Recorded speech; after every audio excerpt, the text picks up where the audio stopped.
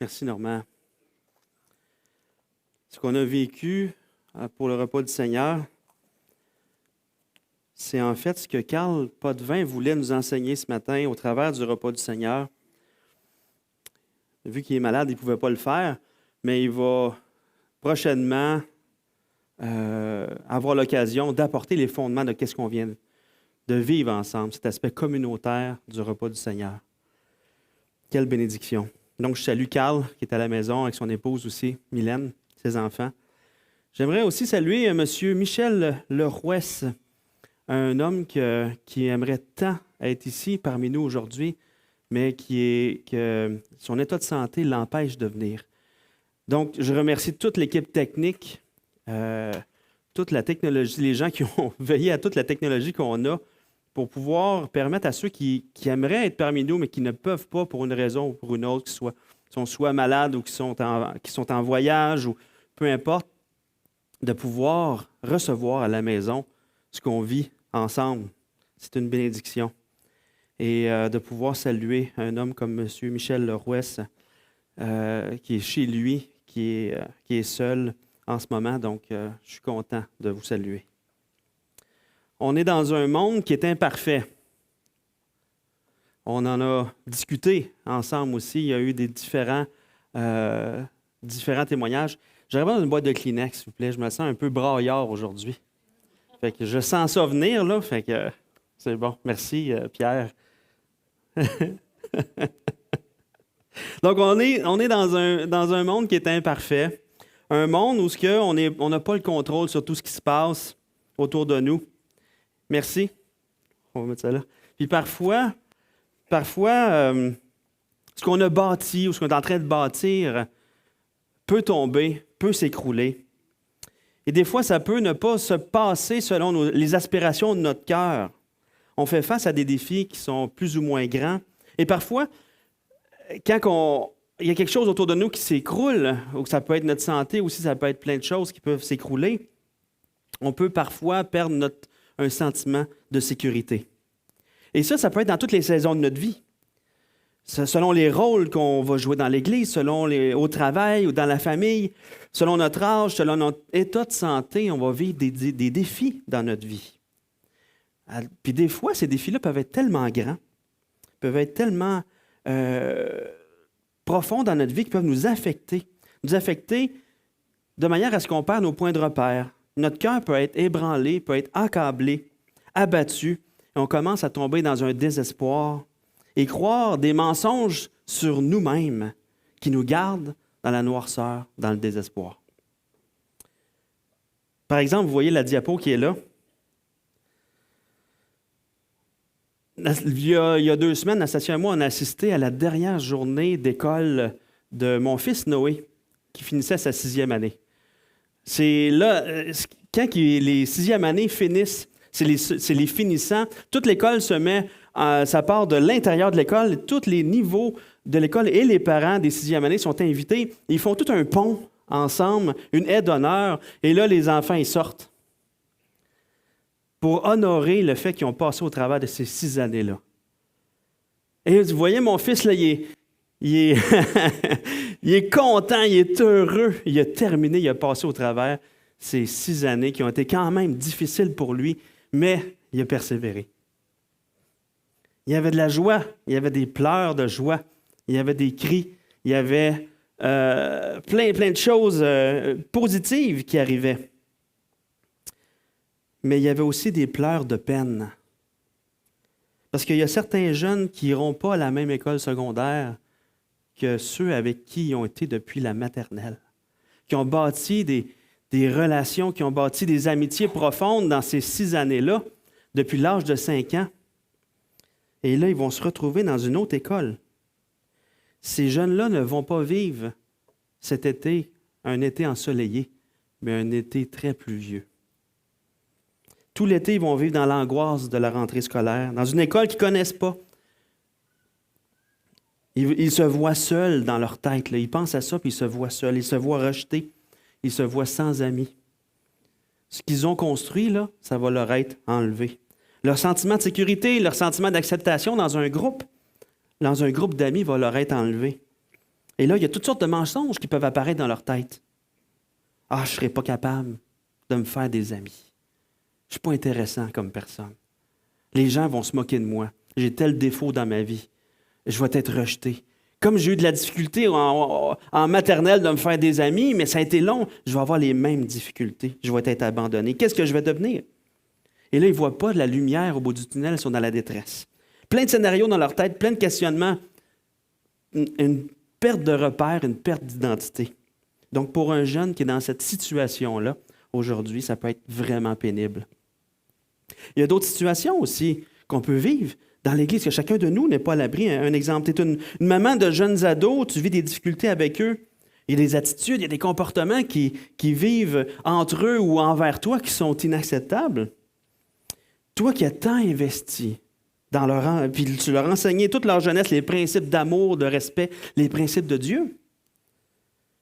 Là, tu vois comment ils agissent, puis parfois, tu te dis, Colin, je suis une mauvaise mère. Je n'ai pas été à la hauteur.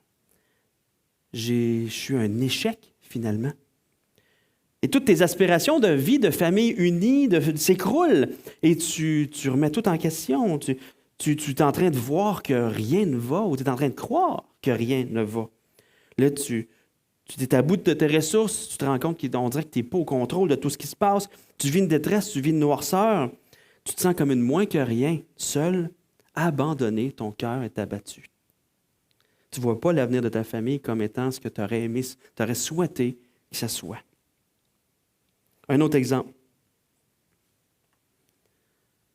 Tu es une personne qui a été très engagée dans l'Église, impliquée partout, avec toute l'énergie que tu avais. Tu étais entouré de plein de personnes que tu aidais, puis maintenant, depuis que tu es rendu plus vieux, plus âgé ou malade, en plus de la souffrance reliée au fait que tu es malade ou que tu as vieilli, tu souffres intérieurement parce que tu aimerais t'investir comme avant. Tu aimerais te sentir utile comme avant. Tu n'as plus aucun contrôle sur ce qui te donnait la capacité de servir puis d'aider. Tes forces t'abandonnent.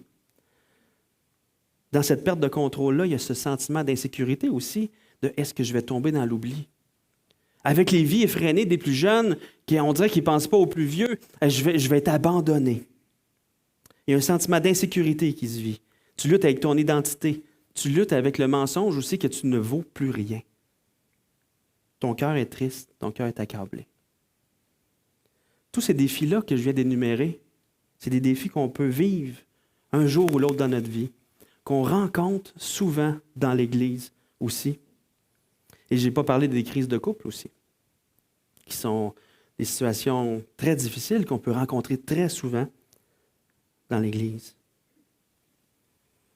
Puis au travers de mon implication au niveau de l'aumônerie, je vois différents défis que beaucoup de gens vivent à l'extérieur de l'Église, qui sont extrêmement grands et que peu de personnes vont vivre. Des détresses tellement profondes, des détresses, puis juste des gens qui entourent l'Église, des gens qui sont dans notre communauté, qui sont dans notre société, à Granby. Voir une maman enterrer son fils de 16 ans, ça marque. Rencontrer des personnes qui ont des maladies tellement graves, qui les accablent de souffrances tellement grandes. Dans des situations de défis aussi grands, ces personnes-là qui vivent ces situations-là ont le cœur abattu et c'est normal. C'est normal. Ils peuvent se sentir seuls, abandonnés dans leur souffrance parce que peu de gens vont comprendre l'ampleur de leur souffrance. Ils vivent toutes sortes d'émotions qui les ballottent de tous bords, de tous côtés. Ils n'ont plus de stabilité, ils n'ont plus de sécurité. Ils se sentent seuls, abandonnés. Leur monde s'écroule. Oh, hein? Le roi David a vécu des choses comme ça aussi. Il a vécu toutes sortes d'épreuves. Des épreuves extrêmement difficiles. Chacun de nous, on peut pas vivre des épreuves extrêmement difficiles, mais on peut, au travers de ces épreuves-là, on peut arriver à les passer sans avoir le cœur abattu. Par exemple, David, lorsqu'il gardait les moutons pour son père, lorsqu'un ours ou un loup arrivait, il était plein d'hardiesse. Il savait que Dieu lui donnait la force de passer au travers de cette épreuve-là, puis il arrachait de la gueule du loup les brebis. Il tuait le loup, il tuait l'ours. De la même manière, quand il est arrivé avec Goliath, Goliath qui se moquait du peuple de Dieu, qui se moquait de Dieu, David, le tout petit, arrive devant Goliath et dit « Moi, c'est qui ce Philistin-là qui se moque de notre Dieu? » Il avait pleinement confiance en Dieu, que Dieu allait libérer le peuple d'Israël de ce fantasme-là, de ce fanfaron-là. Lui, tout petit avec sa fronde, il savait que Dieu allait l'accompagner. Il a terrassé le géant. Mais il a vécu aussi d'autres épreuves qui l'ont terrassé. David a vécu des épreuves qui l'ont complètement terrassé. Donc, une des fois, que c'est lorsque son fils Absalom a voulu devenir le roi à sa place. Absalom a soulevé une partie du peuple pour mettre le roi, pour tasser le roi David, pour que lui puisse régner à sa place. Et David a dû fuir loin d'Israël, loin de Jérusalem, au-delà du Jourdain. Puis dans cette fuite-là, David est tombé dans une noirceur très profonde. Très profonde. On voit dans 2 Samuel 15, verset 30, la souffrance que David vivait. David monta la colline des Oliviers. Il montait en pleurant et la tête couverte. Il marchait nu-pieds. Et tous ceux qui étaient avec lui se couvrirent aussi la tête. Il montait en pleurant. Et c'est plus le David avec la fronde qui terrasse le géant. Là, on dit que c'est David qui s'est fait terrasser. Tous ses points de repère s'écroulent à David. Il perd sa maison, il perd une partie du peuple, il perd une partie de son armée, il perd une partie de ses conseillers. Et le plus grand désespoir, c'est que son fils, Absalom, son propre fils, veut porter atteinte à sa vie. Quelle souffrance! Mais dans cette fuite-là, malgré qu'il est découragé, qu'il ne possède plus rien dans lequel il peut trouver sa sécurité, David se sert de cette souffrance-là, cette détresse intense comme un tremplin pour s'adresser à Dieu.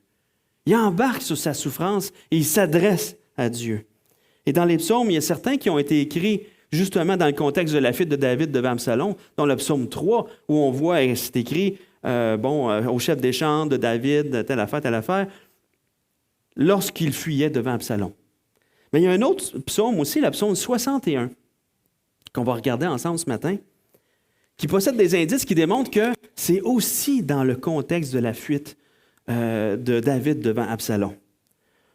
Parce qu'on le voit à l'intérieur, on voit des indices. On voit des indices que, dans le psaume 61, que David est déjà roi. Donc, ça écarte l'hypothèse que David a écrit ce psaume-là quand il fuyait devant Saül, par exemple. Quand Saül aussi voulait porter atteinte à sa vie. Donc, mais David était déjà roi, donc, un indice qui pointe vers Absalom. Un autre indice, c'est que David se sent très loin. Il crie du bout de la terre. Donc, il est très loin de Jérusalem. Donc, lorsqu'il fuit devant Absalom, il était au-delà du Jourdain, donc il était loin, il était éloigné. Et aussi, on voit qu'il aspire à vivre dans la tente de l'Éternel éternellement, la tente de Dieu éternellement. Ça veut dire qu'il est éloigné, il n'a plus accès au tabernacle, il n'a plus accès à la présence de Dieu physique du tabernacle. Donc, tous des indices qui nous amènent à voir que c'est aussi lors de la fuite d'Absalom. Mais au travers du psaume 61, on va voir des principes à prendre pour nous à vivre lorsqu'on est dans la détresse. Lorsque tout sentiment de sécurité nous est enlevé par les circonstances au travers desquelles on n'a aucun contrôle. Et peut-être que là, vous dites, bon, encore un message sur la détresse. Je suis tanné d'entendre parler de ça. Il semble que c'est négatif. Hein? La semaine passée, Marc-Olivier a parlé de l'anxiété. Et là, François va parler aujourd'hui. Ça continue? Eh bien oui. Parce qu'en tant que pasteur, on fait face à beaucoup de personnes qui souffrent dans l'Église. Beaucoup de détresse qui se passe. Puis aussi à l'extérieur de l'Église, énormément de détresse. On est dans un monde qui en ce moment change continuellement.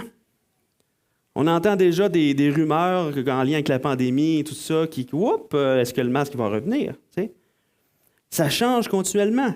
Il y a plein de choses qui se passent qui peuvent affecter notre sentiment de sécurité, qui peuvent amener plusieurs d'entre nous à tomber dans le découragement, à tomber dans l'angoisse, la dépression, la paranoïa. que ce soit la pandémie, que ce soit les guerres qu'on entend, les hausses des taux d'intérêt, la hausse du coût de l'essence, la hausse du coût de l'épicerie, notre système de santé qui ne va pas super bien, qui fait qu'il y a des personnes extrêmement malades qui souffrent énormément, qui attendent des soins pendant des mois et des années. En tant que pasteur, c'est vraiment important d'équiper l'Église à faire face à la souffrance pour que lorsqu'on est dedans, on puisse réagir de la bonne manière. Pour soi-même, mais aussi pour aider ceux qui souffrent, pour aider ceux qui sont à côté de nous, pour être une lumière qui brille dans ce monde, pour aider ceux qui sont dans la souffrance en leur apportant ce qui fait notre vraie sécurité. Et on va voir des principes dans le psaume 61. Je vais commencer par vous lire juste l'introduction du psaume. Je vais inviter Anastasia à s'avancer. Parce qu'il s'adresse au chef des chantres au début. Il y a une petite phrase qui dit « Au chef des chantres sur instrument à cordes de David ». Ça, c'est juste une petite information que David a écrite au chef des chantres qui dit « OK, sur quel instrument j'aimerais que tu le joues? » Parce que les psaumes étaient chantés. Puis David, quand il écrivait un psaume, il vivait des émotions. Et à ce moment-là, dans le psaume 61, il vivait une détresse. Et on le voit au travers des mots qu'il utilise dans le psaume 61. Et il voulait que la musique communique les émotions qu'il vivait à ce moment-là. Donc, il voulait que la musique qui allait soutenir le psaume puisse nous amener à réaliser l'ampleur des souffrances que David vivait. Et on voit ça au début de plusieurs psaumes. On voit, au début de plusieurs psaumes, on voit, au chef des chantres, un peu comme ce que Normand a lu tantôt sur la guitite, sur la harpe à 10 cordes, des fois à 8 cordes, des fois à 6 cordes. Là, il y a une harpe à 6 cordes derrière. Des fois, il y a la flûte, le tambourin, le cymbale, la lutte, ou le luth. Mais ici, ce qui est demandé, c'est que ce soit joué sur un instrument à cordes. En hébreu, le mot qui est utilisé, c'est ce que David apporte, c'est le mot negena, qui veut dire instrument à plusieurs cordes ou plusieurs instruments à cordes. Donc, on peut conclure facilement que ce que David veut pour ce psaume-là, c'est qu'il y ait des accords, des harmonies. On peut facilement aussi en déduire qu'il voulait qu'il y ait des accords mineurs qui nous apportent un peu cette détresse-là qu'il peut vivre. Puis, il peut se promener aussi avec des accords majeurs qui nous amènent dans un sentiment plus d'espoir, de lumière au bout du tunnel.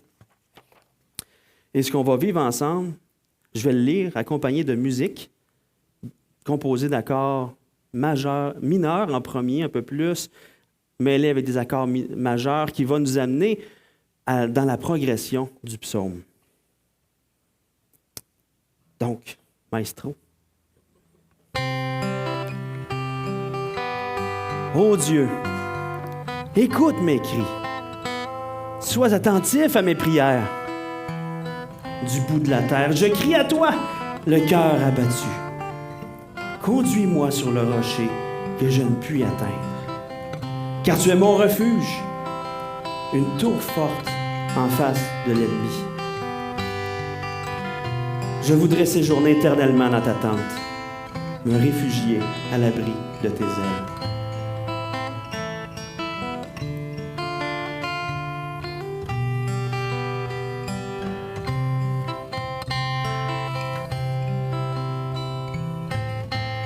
Car toi, ô Dieu, tu exauces mes vœux, tu me donnes l'héritage de ceux qui craignent ton nom. Ajoute des jours au jour du roi, que ses années se prolongent à jamais, qu'il reste sur le trône éternellement devant Dieu. Fais que ta bonté et ta fidélité veillent sur lui. Alors je chanterai sans cesse ton nom, en accomplissant chaque jour mes vœux.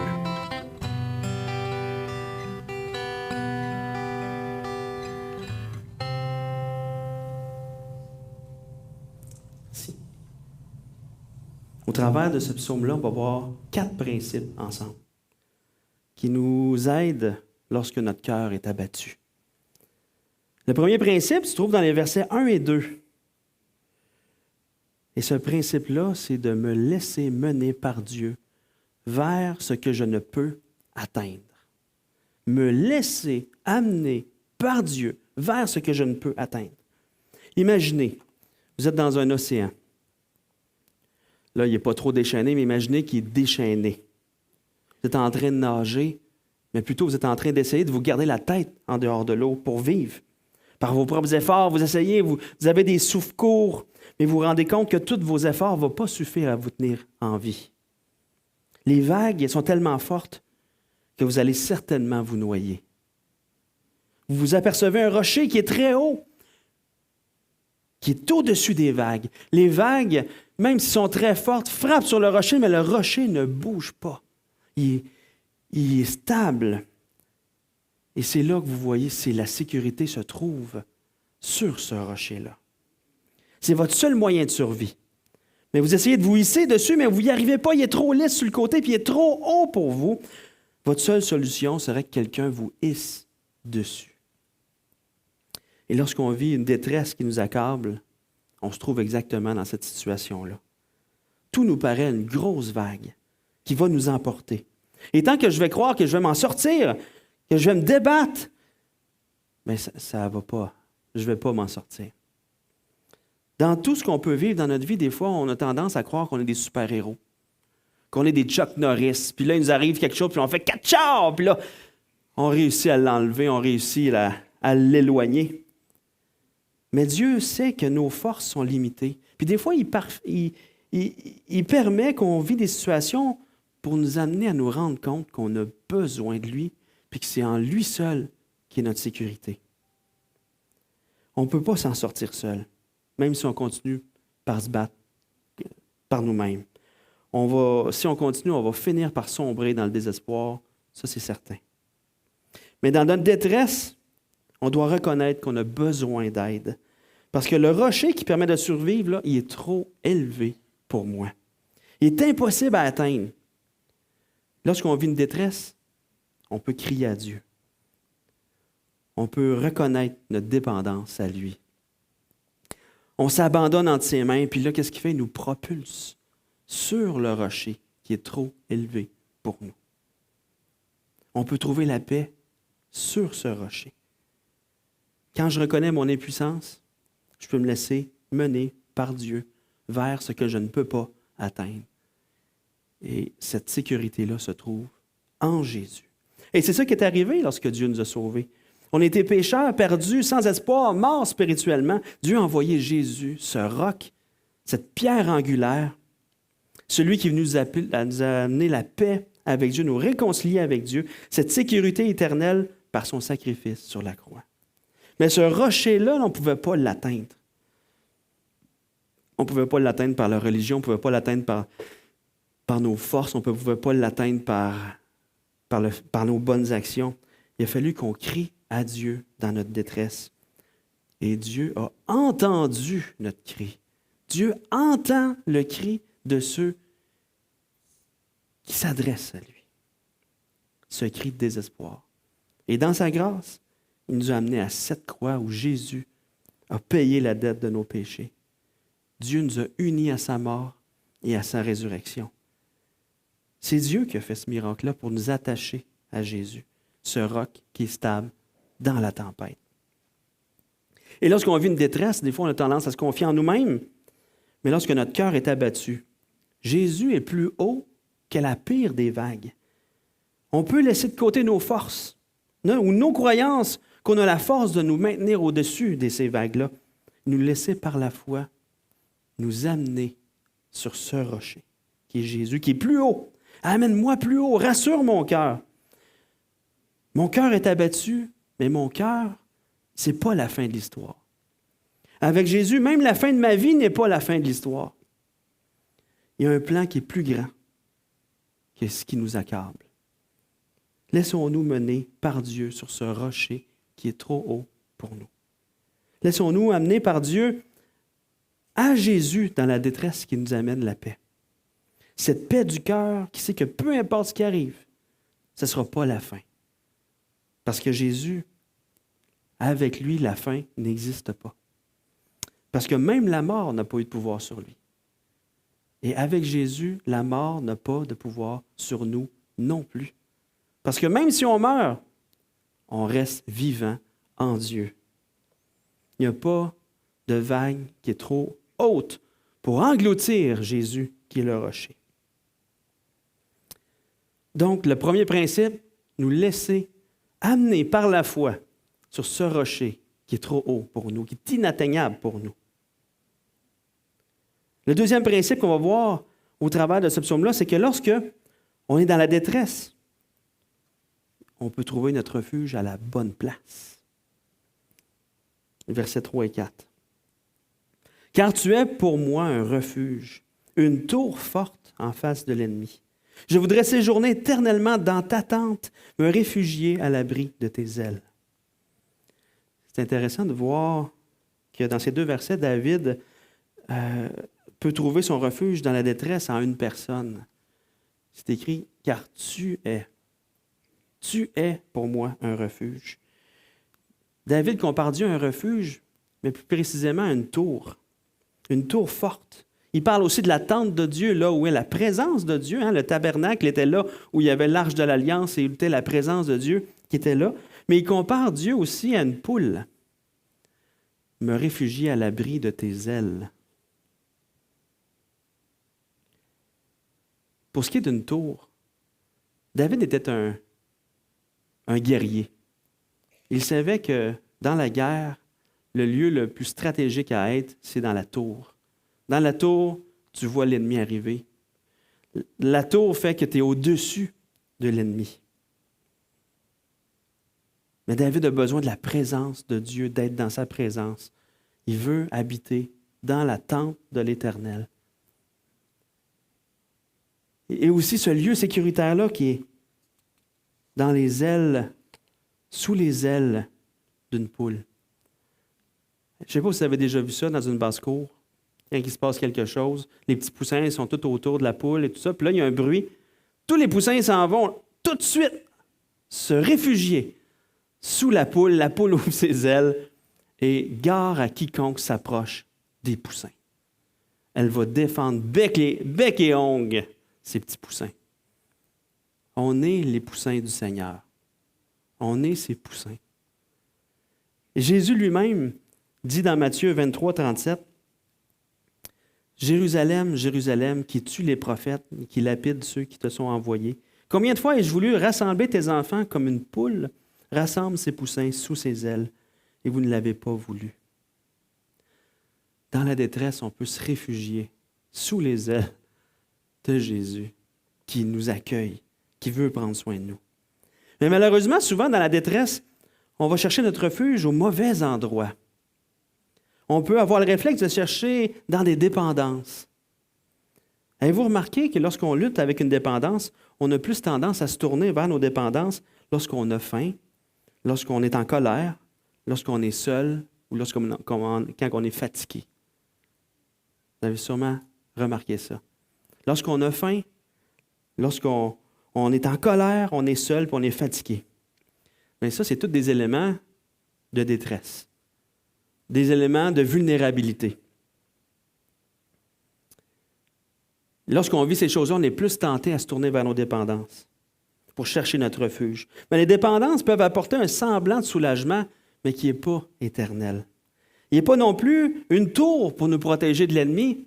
En fait, la dépendance devient une ennemie qui veut nous tuer à petit feu. Elle ne va pas combattre pour nous, elle nous terrasse encore plus. Donc, lorsqu'on est dans la détresse, cherchons notre refuge à la bonne place, en Jésus-Christ. Accrochons-nous à lui et non pas à une dépendance. Souvent, dans la détresse, on va se mettre à croire des mensonges sur nous-mêmes. Donc, le troisième principe qu'on va voir, c'est de croire en la vérité de mon identité en Christ. On va voir ça les versets 5 à 7. « Car toi, ô Dieu, tu exauces mes vœux. Tu me donnes l'héritage de ceux qui craignent ton nom. Ajoute des jours au jour du roi, que ces années se prolongent à jamais, qu'il reste sur le trône éternellement devant Dieu. Fais que ta bonté et ta fidélité veillent sur lui. » Si David, dans sa détresse, commence à se souvenir de qui il est, il est celui dont Dieu entend ses prières et les exauce aussi. Il est celui qui fait partie des héritiers de Dieu. Puis au verset 6 et 7, David demande quelque chose de spécial. Il dit que ces années se prolonge à jamais et qu'il reste sur le trône éternellement. Pourquoi David demande quelque chose qui semble vraiment impossible? C'est spécial. On sait que David, aujourd'hui, est mort. On dirait que Dieu ne l'a pas exaucé. Mais David, au moment où il est en train d'écrire le psaume, met l'accent sur les promesses de Dieu qui lui ont été dites. Nathan, le prophète, lui a communiqué que son trône allait durer éternellement. Puis David se rattache tellement personnellement à la promesse, il fait partie intégrante de la promesse, puis il sait que son identité est reliée à cette promesse-là. David sait qu'il fait partie du plan de Dieu pour l'accomplissement de cette promesse-là. C'est pas que lui va vivre éternellement, mais il sait que les promesses de Dieu à son sujet vont s'accomplir. Puis cette prière que David fait à Dieu concernant que son trône dure éternellement, a été exaucée au travers de Jésus, qui est de la descendance de David selon la chair et déclaré fils de Dieu avec puissance selon l'esprit de sainteté par sa résurrection d'entre les morts. Romains 1. Jésus est l'accomplissement de la promesse faite à David. Puis David sait qu'il fait complètement partie de cette promesse-là. Donc David se souvient, dans la détresse, se souvient de son identité. Il appartient à Dieu, à son plan, qui est beaucoup plus grand que sa propre vie, qui est beaucoup plus grand que sa détresse. De la même manière, lorsque mon cœur est abattu, que je me surprends à croire des choses sur moi qui sont fausses. Par exemple, je ne suis pas bon à rien. Je suis une mauvaise mère, un mauvais père, un mauvais mari, une mauvaise épouse. Je ne serai jamais capable de me faire des amis à la rentrée scolaire. Je suis abandonné de Dieu dans cette épreuve-là. Dieu est loin. Dieu, il n'en a rien à faire de moi. Dans ces moments-là, il est bon de se rappeler la vérité de Dieu sur nous. Dans Romains 8, 31 à 39 est écrit, que dirons-nous donc à l'égard de ces choses? Si Dieu est pour nous, qui sera contre nous? Lui qui n'a pas épargné son propre Fils, mais qui l'a livré pour nous tous, comment nous donnera-t-il pas aussi toutes choses avec lui? Qui accusera les élus de Dieu? C'est Dieu qui justifie. Hein? Quand on se dit « Ah, je suis juste un pas bon. Ah, je mérite juste à rien pantoute. » Qui les condamnera?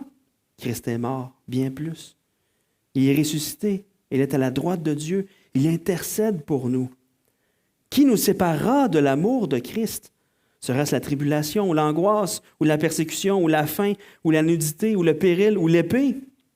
Selon ce qu'il est écrit, c'est à cause de toi qu'on nous met à mort tout le jour, qu'on nous regarde comme des brebis destinées à la boucherie.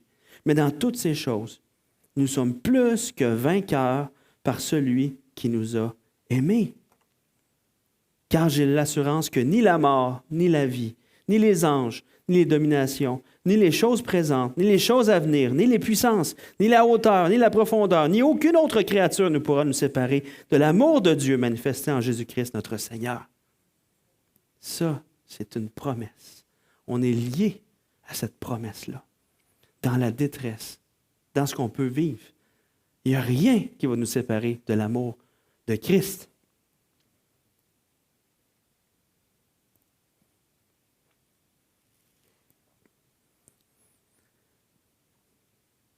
Dans toutes les souffrances qu'on peut vivre, on peut s'accrocher, on fait partie de ça.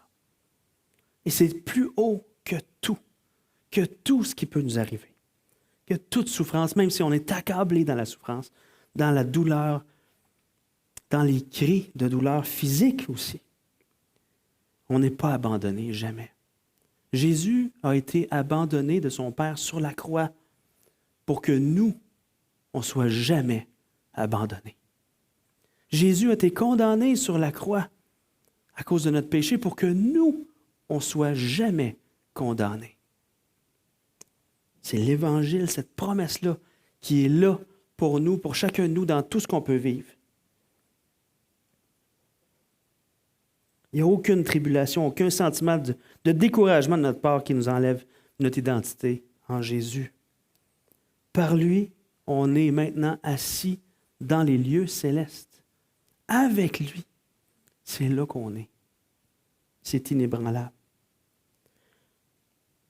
Ces promesses vont au-delà de notre vie. Puis en focusant sur ce qu'il nous a fait devenir, c'est-à-dire des enfants de Dieu, faisant partie de son plan, qui nous lie à son règne, comme David faisait partie du plan qui est lié au règne de Jésus. On fait partie du même règne que celui de David. On peut faire taire les mensonges qu'on croit par rapport à nous lorsqu'on est dans la détresse. On peut faire taire ces mensonges-là en apportant la vérité de ce que Dieu dit. Et le quatrième principe, on peut louer et adorer Dieu par notre vie. Lorsqu'on a réalisé notre identité en Christ, on peut contrer ces mensonges-là qui nous accusent, qui nous tiennent dans le désespoir. On peut vivre cette adoration-là. On peut l'adorer par notre vie. Verset 8. « Alors je chanterai sans cesse ton nom en accomplissant chaque jour mes vœux. » L'adoration, c'est le fruit de cette délivrance-là intérieure qui fait que même si on se trouve encore dans la difficulté, dans la détresse, on peut quand même adorer Dieu. L'adoration, c'est cette joie intérieure qu'on manifeste à Dieu par des mots, par des prières, par des gestes d'amour envers lui, envers nos frères et sœurs, à cause qu'on est chamboulé par la vérité de la personne de Dieu et de son œuvre. Je vais inviter l'équipe de célébration à s'avancer.